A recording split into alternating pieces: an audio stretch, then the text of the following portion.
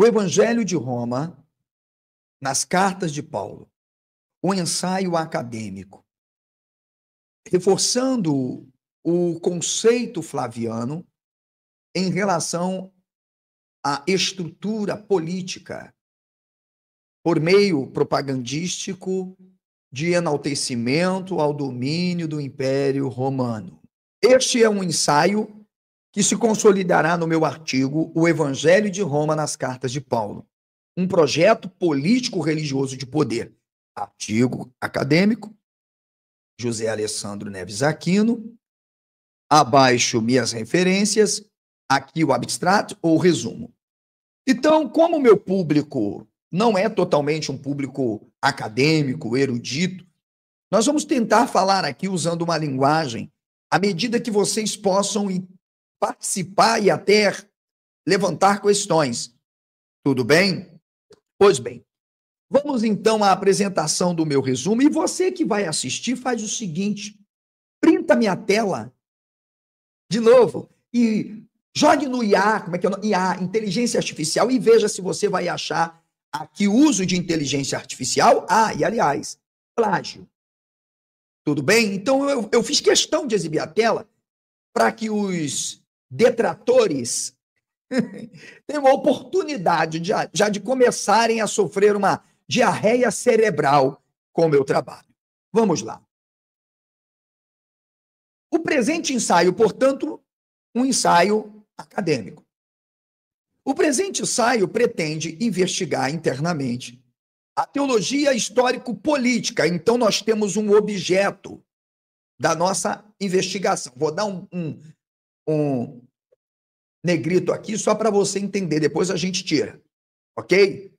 Então, comenta aí, qual é o objeto propriamente e a forma de análise que nós nos proporemos, ou seja, uma teologia histórico-política, onde, claro, nas cartas de Paulo. Portanto, a nossa pesquisa irá indicar que a mensagem de Paulo, pensando, por isso tem as aspas aí, ok? Sobretudo Paulo de Romanos, ok? Estaria em harmonia ou em tensão com a ideologia imperial romana.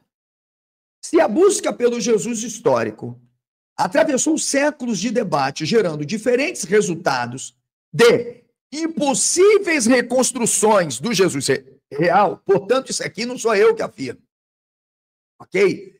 Isso aqui, a gente pode dizer que é o resultado e a crítica feita por até defensores de um suposto Jesus real, como John Pomé, entre outros que eu trarei. A nota está aqui, olha aí, já está aí. Para vocês já terem noção, eu deixei uma nota de rodapé para ser analisada.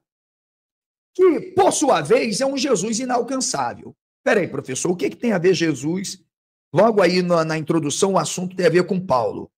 É que você vai entender que o evangelho do reino, nas cartas de Paulo, é o evangelho de Jesus Cristo. E, por sua vez, inacessível e inalcançável. E de um Paulo que não tem qualquer relação ou hegemonia com os próprios evangelhos. Paulo ou Paulos defendem uma soteriologia para todos, incluindo os romanos ou apenas os súditos ao império? Esta foi uma importante pergunta e que não aparece em nenhuma pesquisa desde a ascensão da baixa e alta crítica. Você não vai encontrar. Eu estou trazendo a minha hipótese para o debate. Paulo, ele tem uma preocupação de destinar o seu evangelho, sua soteriologia, para salvar os romanos? Nós iremos responder se sim ou não. Bem, se este Paulo defende um evangelho greco-romano, onde eu posso falar que o arquétipo teológico deste Paulo tem alguma raiz em um movimento judaizante. Então, ele tem um cenário. E é esse cenário que o levou à conclusão. Ele não está preocupado com mais nada. E o cenário que ele está é: eu tenho pegadas, eu Eu estou dentro de uma mata, não sei que animal é este, mas tem um animal. E eu preciso chegar. Saber qual será o animal, se ele não é um perito em pegadas, em caça, é essa a primeira conclusão. Ele vai levantar hipóteses. De acordo com o tamanho e diâmetro da pata, esse animal pode ter entre 40 e 60 centímetros, pode ser um porco, pode ser um tatu, pode ser um bicho do mato. Vejam como que começa a se construir hipóteses. Ele não pode dizer, se ele não é um perito, se ele não tem noção de que tipo de animal é este, é menos ruim. Mas se ele tem, a priori, o conhecimento prévio de que este animal é, por exemplo, uma capivara, a construção da hipótese dele já é outra. Qual é a hipótese? Ela pode estar distante, ela pode estar grávida, né?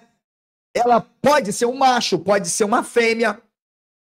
Então, se ele é um perito, ele pode construir essas hipóteses.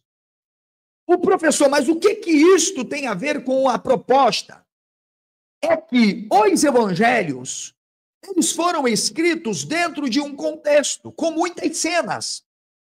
Estas cenas foram criadas, estas cenas foram inventadas, estas cenas foram ornamentadas para dar justamente o quê? Um revestimento, uma vestidura menos tênue da própria história, da própria realidade. Por isso eu afirmo que os próprios defensores do Jesus histórico defendem que os evangelhos são construções posteriores. Veja, os defensores do Jesus histórico, do próprio Paulo histórico, defendem que os evangelhos não falam de Jesus, são construções. Inclusive, a Juliana Cavalcante, com seus parceiros, afirmam que os evangelhos são construções, e inclusive, eu tenho um vídeo dela aqui no canal, já mostrei para vocês, em que ela afirma que, inclusive, o próprio evangelho de Lucas é pró-romano. Então, você começa a pensar, por que razão alguém escreveria um evangelho pró-romano, exclusivamente como o evangelho de Roma, se ela não estivesse lutando pelos romanos? Por que eu quis trazer isso? Para você ter uma visão mínima do que é o paradigma indiciário do Carlos Gisbert. Então, veja, vamos para a tela para você entender por que nós dizemos aqui fios e os rastros devem ser seguidos. A caça deve ser encontrada em algum momento. Por isso, a minha pesquisa é para achar essa caça. O Evangelho de Roma. Por quê? Os textos deixam pegadas. Espera aí. Os textos deixam pegadas ou os textos são as pegadas? Não. Os textos são as pegadas. Os autores deixaram pegadas. E são essas pegadas que nos importam. E não as cenas que eles construíram. John Paul Meyer, defensor do Jesus real, que não defende Jesus histórico. O real é apenas aquele sentimento religioso de que tem a certeza de que Jesus não existiu, mas acredita que ele existiu, mas sabe que historicamente é uma invenção literária fictícia, mas não aceita e não pode admitir que ele não seja o homem ressuscitado dos mortos ou o cara que andou sobre águas, e muito menos que não tenha nascido de uma virgem. Portanto, vejam que esse John Paul Meyer, e lembrando que eu ainda estou na introdução do meu trabalho, introdução, justificando os caminhos da nossa abordagem. Veja o John Paul Meyer, página número 37. A noção de real, lembra que lá em cima nós não falamos do que o Carlos Gisbert vai falar sobre o real, o verdadeiro, como há de se pensar e alcançar essa realidade? Ok, veja que eu termino a minha... Aqui, ó, mostrei. Olha aqui. O cenário dos fatos descreve mais precisamente a intenção dos autores que as cenas cobertas pelos símbolos e magia que impedem de se enxergar o quê? A realidade. Mas por quê? Porque até hoje se construiu teologia histórica. Mesmo os defensores do Jesus histórico fazem teologia. Diga-se de passagem, o senhor André Chevitarese fez um vídeo onde ele mesmo declarou que os amigos dele, os seus amigos, não o veem como um historiador, que ele faz teologia. E os amigos estão certos. Juliana Cavalcante tem título de historiadora, mas o que ela produz? Teologia. Portanto, observe, muito menos se tem de historiografia na pesquisa histórico-crítica dessa gente do que propriamente, vocês podem entender, ok? Ou muito mais teologia. Então, vamos fazer um linkamento do que eu terminei com o que o John Paul Meyer. John Paul Meyer reconheceu a noção de real.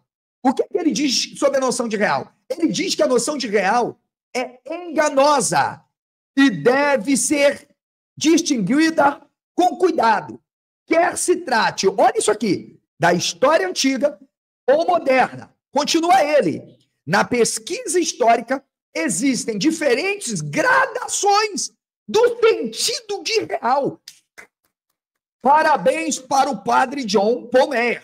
E olha aí, eu coloquei uma nota para você entender. O autor traz por tópico ao capítulo O Jesus Real. Está lá no livro dele, na descrição da minha bibliografia. Portanto, eu estou dizendo que, inclusive, um dos maiores eruditos, padre, chamado John Paul Meyer, também traçou caminhos que ele sabia que poderia levá-lo à hipótese clara e mais contundente de que Jesus não existiu. E é por isso que ele faz uma crítica aos modelos dos Jesuses produzidos na academia, sepultando-os, inclusive o Jesus histórico como modelo marxista revolucionário, e diz, não, nós temos um Jesus real. A pesquisa moderna, ela será. Mas o próprio John Paul Meyer negligenciou absurdamente o que ele mesmo vai declarar. Sobre o quê? A noção de real. Como Aristóteles, Platão, Teucídides, um grande historiador, John Paul Meyer não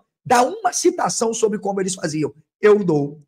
Então, é feio, não é? Mas, mesmo assim, o próprio John Paul Meyer reconhece que a noção de real é enganosa e deve ser distinguida com cuidado, que quer se trate de história antiga ou moderna.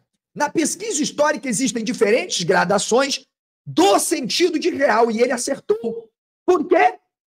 Simples. Porque quando se produziu os evangelhos, ou a figura paulina, o evangelho romano, a partir de Jesus Cristo, o que se construiu a posteriori foi teologia. Ou seja, os textos são representações simbólicas da realidade. John Paul Meyer reconhece isso, porque isso está em Platão em A República, tomo 392. Isso está em Teucídides, em Cícero. Portanto, a forma comum de se fazer propaganda, de se fazer narração histórica, era a diegese. Portanto, era necessário entender a discricionalidade dos próprios textos dentro do contexto de representação, isto é, peripético e autotônico, coisas que foram, inclusive, você nem ouve falar. Se você quiser debater comigo, pode trazer os 3 volumes de John Paul Meyer e mostre para mim onde foi que ele tratou disso. Em lugar nenhum. Justamente pelas incongruências e diferentes conclusões sobre os evangelhos, eu não tenho mais, eu não preciso de muito, né? Cartas, Jesus e Paulo, é que a presente pesquisa se justifica como proposta de uma abordagem mais profunda indiciariamente. E aqui o pau no gato come. Por que não tem isso? Juju, tadinha, ficou tomando banho por cima d'água, lá em Iramaro. São pessoas que produziram tautologia. Tiveram que cumprir a agenda do Chevitarese, patrono da cadeira do Jesus histórico com Pedro Paulo Funari e Gabriele Cornelli, e envergonhados de saberem que produziram pinceldagem e ideologia, precisam retroalimentar apenas agora, retoricamente, a ideia de que tem um Jesus histórico. Justifica-se o emprego do paradigma indiciário por se tratar de uma forma de investigação, método historiográfico, por uma microhistória, permitindo a análise do objeto em proporção microscópica, explorando a dimensão de todo o objeto na relação geral do contexto de sua efeitualidade histórica, no médium da linguagem textualidade. Pois o texto é um acontecimento no mundo, visto que, vamos ver agora o que nosso autor, Carlos Gisbert, vai dizer. Com a demarcação metodológico-teórica definida, a pesquisa tem por objetivo, então essa frase aqui é muito importante, tem por objetivo, qual é o objetivo da pesquisa? O primeiro evangelho de Paulo. O primeiro evangelho de Paulo. Veja, como eu vou justificar depois na pesquisa, quando falar de datação, porque eu falei de evidência externa, né, e testemunhos, o que eu vou dizer para você aqui? Se eu aceitar, admitir, uma coisa eu não posso negar, alguém escreveu. Se foi Paulo ou não foi Paulo, eu estou nem aí, eu não estou preocupado com quem foi. Eu estou preocupado para o que escreveu. É isso que me importa. Ok? Então, eu posso dizer que, admitindo e aceitando a probabilidade dessas datações, falando de Romanos, lembrando que Colossenses é hoje considerada a carta mais antiga disputada também, autêntica, que esse escritor de Romanos, ele está meio estranho, por várias razões. E se eu admitir que ele escreveu antes de 70, e é possível que eu possa admitir, não há razão para não admitir, isso em nada mudará a hipótese flaviana ou o conceito flaviano em detrimento dos evangelhos, pelo contrário, isso há de fortalecer, porque os evangelhos são independentes, são autônomos. Você pode ter alguém que tenha sido o principal criador e articulador, observe, de um evangelho com a cara de Roma, helenista e não judaizante. E eu pergunto, você vê judaísmo em Paulo? Por favor, acha o judaísmo para mim, Paulo? Eu estou aguardando o judaísmo de Paulo. Não tem. Por isso que Marcos e Mateus são totalmente revestidos de judaicidade. É, na verdade, uma absorção total do escatologismo catastrófico enoquista, sabe, de algumas vestimentas invertidas do escopo teológico messiânico dos essênios, mas quando você chega no Paulo, você se assusta, porque você tem Zoroastro, cara, você tem Zarastrusta, você tem de tudo. E no que diz respeito à política e moral, você tem um médio platonismo claro, que ele não podia deixar de ser por causa de Plutarco. Então vamos pegar Romanos capítulo 2, verso 16, que é uma das cartas, mas eu poderia analisar independente da ordem cronológica. Isso aqui é apenas como abertura do Evangelho de Paulo, a teologia do reino. Em remera crinei roteos, tá? Cruptaton antropon, catato evangelion mu dia Cristo Iesu. Isso aqui é importante. Deixei em negrito para você, vou sublinhar. Evangelion mu, e a palavra dia Cristo Iesu. Isso aqui é muito importante. Muito importante. Porque você tem um Paulo que coloca Jesus em segundo plano. Como se Jesus fosse julgar a figura. Lembrando, o conceito Iesu Cristo, e portanto partimos e já concluímos que Jesus é uma figura fictícia, tanto quanto o personagem Paulo criado pelo narrador, entendendo a ideia de Salvador e Messias, ou Salvador ungido. O dia em que Deus há de julgar os segredos dos homens por Jesus Cristo, segundo o meu evangelho. Peraí, não, a coisa ficaria mais fácil se fosse isso aqui. No dia em que Deus há de julgar os segredos dos homens por Jesus Cristo, ou segundo o evangelho de Jesus Cristo. Já que subentende Deus como uma pessoa à parte, Jesus Cristo como o próprio Filho de Deus, e aqui tem problemas sérios teológicos, hein? Da Trindade, eu não vou mexer nisso, não. No dia em que Deus há de julgar os segredos dos homens, por quem? Por Jesus Cristo. Então, Jesus Cristo não é Deus. Porque se tem um Deus que vai julgar, Jesus Cristo simplesmente aparece aí como uma espécie de figura inferior. Portanto, a gente tem uma ideia de um ser divino na figura de um ser histórico, real, pensando a figura do imperador. Mas tudo bem, dizendo Jesus Cristo.